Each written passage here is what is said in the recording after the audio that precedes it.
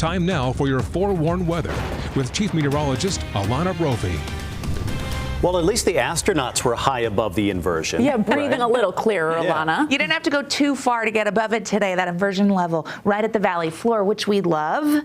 Well, we want to get rid of that too, and we will, friends. Are you excited for some change? I sure am. We need to clear out this dirty air. Live view right now from Ensign Peak, where you notice that layer of inversion, and we've seen the haze, but our northwest flow helping us out. We have seen progress when it comes to this inversion over the last several days. It started with our northerly flow over the weekend. It continues as we keep the inversion layer near the valley floor. Moderate air is out there, but we are seeing some areas where it's clean, including Utah County. Into tomorrow, there's a chance that we see that elevated particulate matter again. The pattern holds for tomorrow. That includes along the Wasatch Front into Cache Valley and the northwestern corner of the state. Clean air, and there's a change here for Wasatch County as we kick off Sundance tomorrow. Good news there.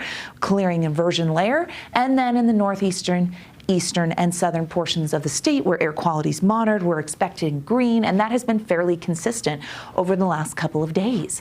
This is the view from our Black Desert Sky Cam, where clouds have moved in. That mid-level moisture is going to overtake the clouds in the sunset, fighting it out tonight, and the clouds may hold steady and win that one. It didn't stop the warmth, upper 50s in Washington County and Ivins. Cold start to the day with teens and 20s. It was freezing in St. George. We warmed under the influence of our high pressure to above average. 30s and 40s out there right now. 40s on the eastern side of the state. Vernal's dropping quickly. 52 in St. George, which is actually a few degrees cooler than we've been throughout the week. That cloud cover capping some of that daytime heating, but still, that's near average. It's a little below average for this time of year, but pretty close. Freezing temperatures expected along the Wasatch Front with pockets of haze in our valley, and the potential for some nocturnal fog will stay cold as we head into the overnight. So this has been the pattern. That area of high pressure to our west, counterclockwise rotation around it. We've seen the warmth and unfortunately the inversion in the north, but we've been exceptionally dry.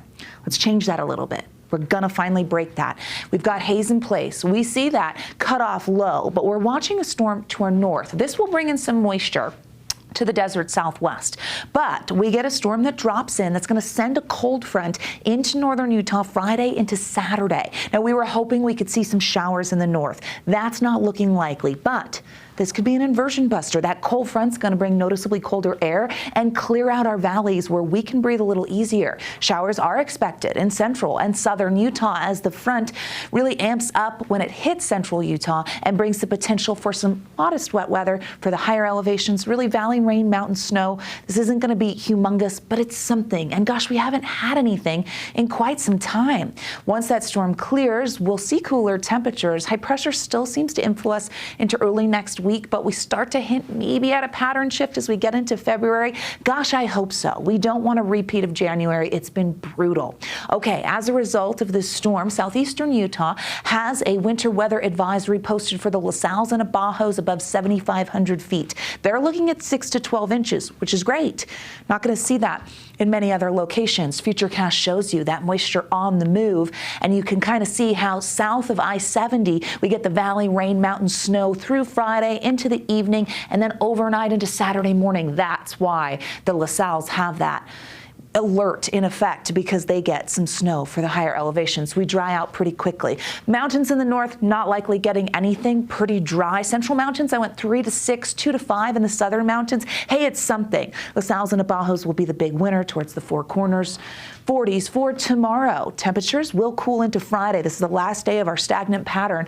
40s on the eastern side of the state, upper 50s in St. George, where you can see it go slight chance. Don't take them out of the mix as we go Friday into Saturday. Gap winds following the cold front.